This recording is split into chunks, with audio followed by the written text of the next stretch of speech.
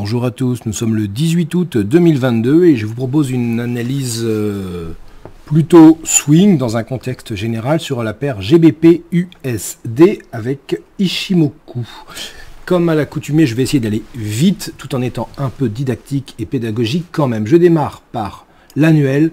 Bon, pas grand chose, on voit que ça tourne en rond depuis quand même 2016 avec la Tenkan qui a repoussé les prix l'année dernière et le premier semestre est extrêmement rouge.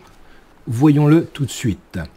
Ça, c'est pour l'annuel. En mensuel, les choses vont se détailler, comme vous pouvez le voir. Avant toute chose, nous voyons un parfait range mensuel. Vous voyez, une borne haute qui correspond à la Tenkan annuelle, justement, vous voyez, qui a été touché en 2018, frôlé la Tenkan en 2021, en juin, mais le haut du range avait été touché. On a eu un premier contact, voilà, durant plusieurs mois, là, fin 2016, début 2017, avec le bas du range. On était remonté jusqu'à la Tenkan qui avait repoussé. On est revenu en bas de ce range mensuel, vous le voyez, septembre, août, voilà, juillet, août, septembre 2019. Rotation partielle, on est redescendu, retravaillé avec une mèche gigantesque mars 2020. Bon, ben, de mémoire, c'est Covid, donc on ne se pose pas de questions, mais là, une mèche gigantesque en bas, mais une clôture à l'intérieur du range. Les 2 mois qui ont suivi, on le voit, le bas du range a été travaillé, mais a tenu. Et on est reparti jusqu'en haut. Hop là, tiens, je peux supprimer cette ligne d'ailleurs, pardon. Jusqu'en haut avec un premier contact du range en février 2021 et un deuxième contact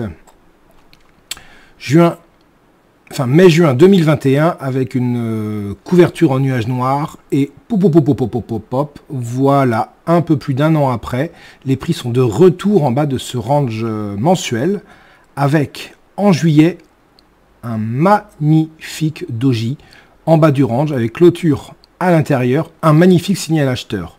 Malgré tout, nous sommes le 18 août et on voit que pour le moment, ce doji n'est pas confirmé.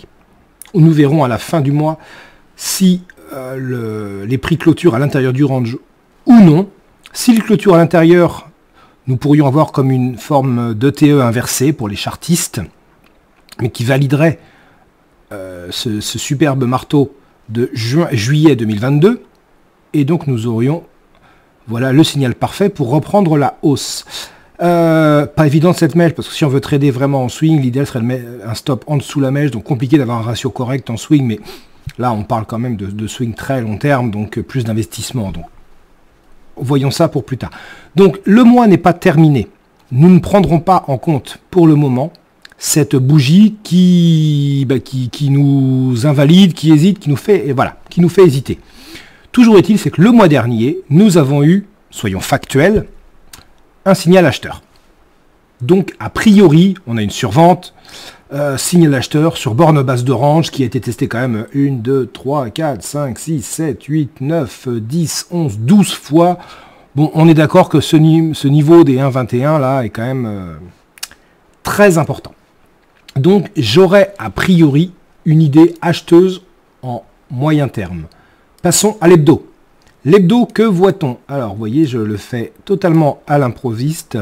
Et hop là, en hebdo, qu'est-ce qu'on voit? Eh bien, on voit qu'il y a on est évidemment en tendance baissière, normale, jusqu'en bas du range mensuel que nous avons touché. On voit que les prix, là, sans réellement, comment dire, réaliser de chandelier de retournement, la Tenkan a résisté août, début août, et puis elle a cassé la semaine dernière. Enfin, première fois que la Tenkan hebdo casse en clôture depuis le 14 février 2022, depuis la semaine du 14 février, depuis la Saint-Valentin, la semaine de la Saint-Valentin. Donc, voilà, on a vu cette baisse gigantesque.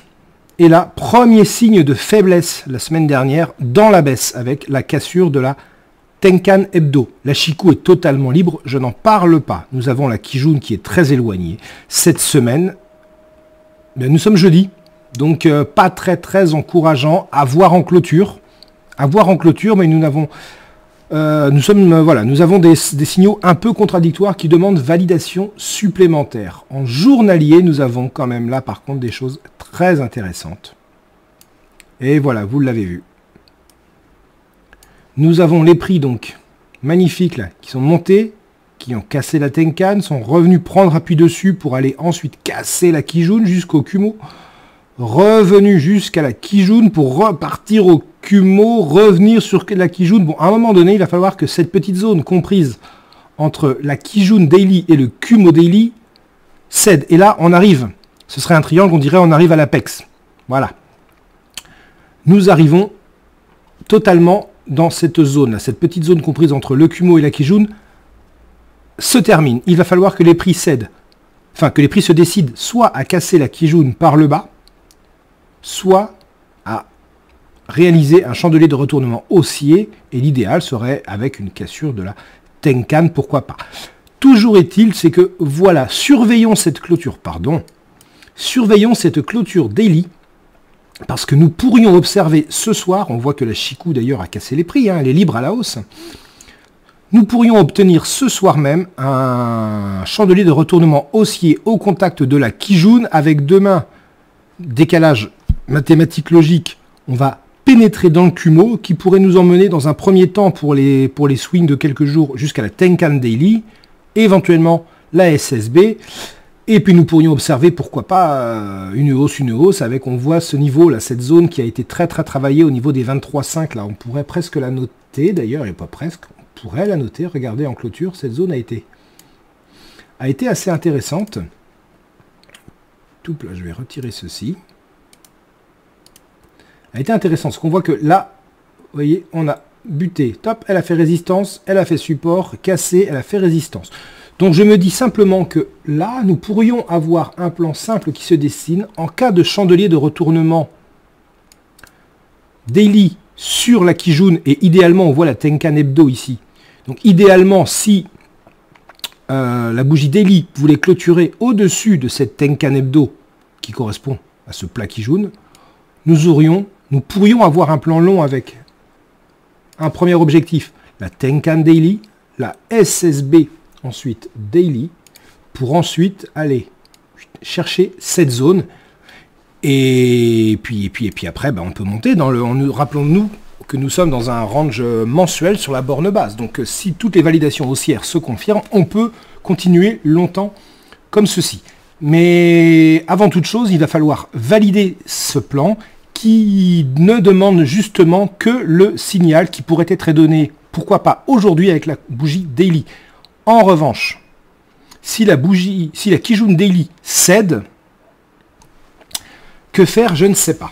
Je ne sais pas. Ce serait un signal vendeur, certes, en daily comme en hebdo, mais rappelons-nous que nous avons eu un signal acheteur en mensuel, qui n'est pas invalidé pour le moment, puisque la bougie en cours n'est pas clôturée.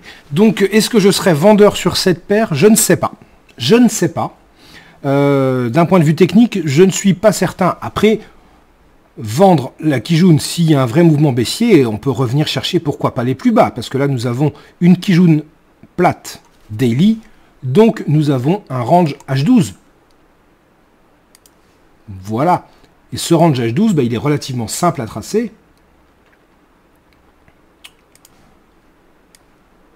Poc, et on pourrait presque même... allez, pourquoi pas le... Voilà. Donc on pourrait revenir éventuellement, vous voyez, si on casse, la Kijun Daily, qui est elle-même la zone d'équilibre de ce range H12, on pourrait repartir à la baisse, chercher le dernier plus bas. Après, encore une fois, le mensuel nous indique plutôt une hausse, donc je suis un peu